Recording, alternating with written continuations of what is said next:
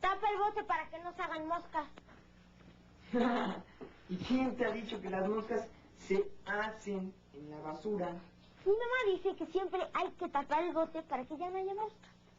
Eso es muy diferente. Las moscas nacen de otras moscas que ponen sus huevecillos en la basura. Ay, qué tonto. ¿Tú no sabías que las moscas nacen de las cáscaras podridas? Eso se creía hace mucho tiempo. Y creo que la ciencia ha avanzado bastante en estos años.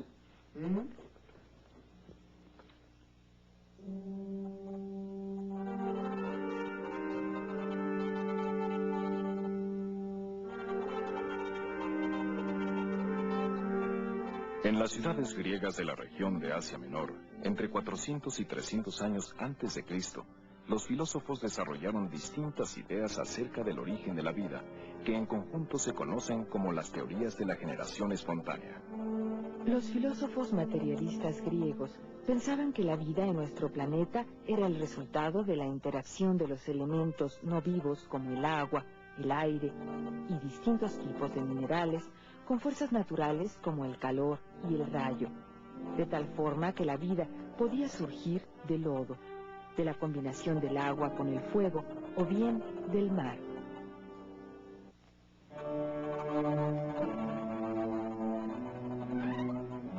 Estas teorías de la generación espontánea prevalecieron por muchos años. En el siglo XVII, el médico holandés Johan van Helmont diseñó un experimento para demostrar que si se coloca ropa usada impregnada de sudor y granos de trigo en un recipiente de boca ancha, al cabo de 21 días, el olor cambia y el fermento transforma el trigo en ratones.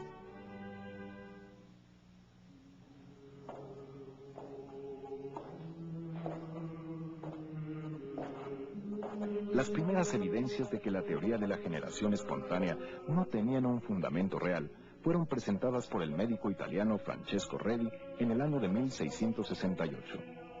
Redi colocó carne descompuesta en 3 frascos, uno cubierto con una gasa, otro con un pergamino y un tercer frasco descubierto. Con el paso del tiempo observó que solo se criaban gusanos en el frasco donde las moscas podían penetrar, de tal forma que no aparecían espontáneamente, sino que eran larvas que se desarrollaban a partir de los huevecillos depositados por las moscas sobre la carne. Redi formuló entonces el principio de la biogénesis, mediante la cual afirmaba que la vida solo se origina de la vida. A finales del siglo XVII, Anton van Leeuwenhoek logró perfeccionar el microscopio óptico y descubrió el mundo de los microorganismos antes ignorado. La observación que realizó de distintos líquidos lo llevó a encontrar con frecuencia que en diferentes infusiones aparecían microorganismos, lo que dio un nuevo impulso a las teorías de la generación espontánea.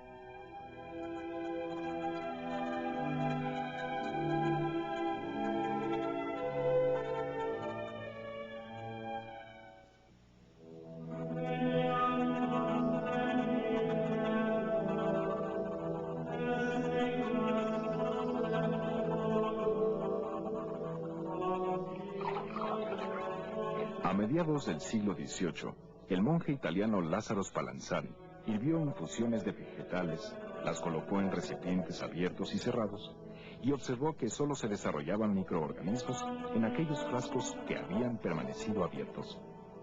Concluyó entonces que el calor esterilizaba las infusiones y que solo podían crecer microorganismos en aquellas infusiones que los recibían del aire.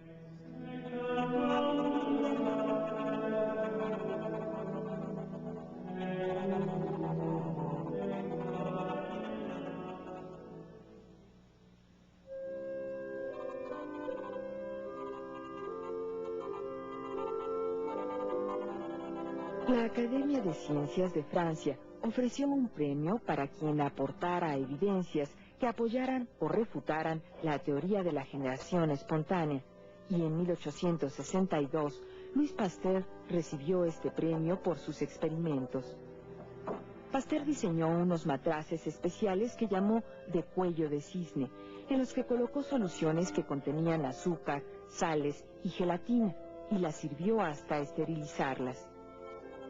Al enfriarse las soluciones, el aire podía entrar al matraz, pero los microorganismos quedaban atrapados en el cuello sin tener contacto con el caldo nutritivo. Sin embargo, si el cuello del matraz se rompía, la solución se contaminaba rápidamente con los microorganismos del aire. Los experimentos de Pasteur lograron demostrar que las ideas de la generación espontánea eran erróneas, pero dejaron en suspenso por un tiempo más la pregunta de cómo se había originado la vida en nuestro planeta. Para explicar el origen de la vida en la Tierra, Arrhenius postuló en 1908 lo que llamó teoría de la panspermia, según la cual la vida se originó en nuestro planeta a partir de una espora o bacteria que llegó del espacio exterior al caer un meteorito. Sin embargo, estas ideas fueron rechazadas debido a tres razones fundamentales. 1. Transportaba el problema del origen de la vida a otro lugar del universo, pero no lo explicaba. 2. Al entrar en la atmósfera terrestre, los meteoritos se calientan hasta destruir cualquier espora o bacteria. 3. El espacio exterior no es favorable para la supervivencia de ninguna forma de vida, debido a las bajas temperaturas y a los altos niveles de radiación ionizante que impedirían que cualquier forma de vida sobreviviera al viaje espacial.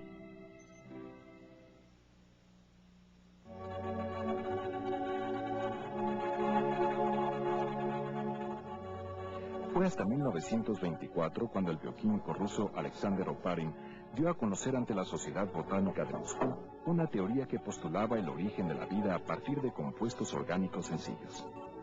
Oparin supuso que la atmósfera primitiva de la Tierra era muy diferente a la actual, que no tenía oxígeno libre y que estaba compuesta de gases como el hidrógeno, el metano y el amoníaco.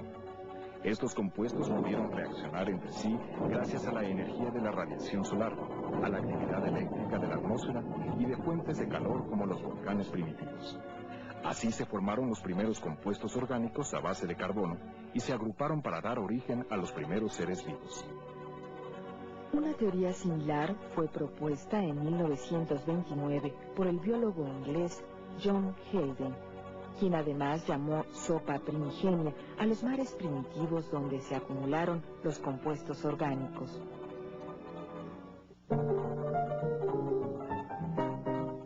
El primer experimento importante que apoyó las ideas de Oparin y Haldane fue el diseñado 30 años después, en 1953, en la Universidad de Chicago por Stanley Miller y su supervisor Harold Urey. Estos investigadores trataron de reproducir las condiciones de la Tierra primitiva. Calentaron un matraz con agua para que hirviera y se evaporara. El vapor de agua se condujo por una tubería hasta un recipiente esférico de vidrio que contenía metano, hidrógeno y amoníaco. Al matraz superior se le colocaron electrodos que producían descargas eléctricas imitando la actividad energética de los rayos como en la atmósfera primitiva. El vapor entraba en contacto con los gases en presencia de las descargas indispensables para crear dicha atmósfera. Luego se condensaba, simulando la lluvia, y el líquido se recuperaba en la parte inferior del aparato. Más tarde se descubrió que la atmósfera de la Tierra primitiva no estaba compuesta exactamente de esos gases, sino que contenía dióxido de carbono, nitrógeno y vapor de agua.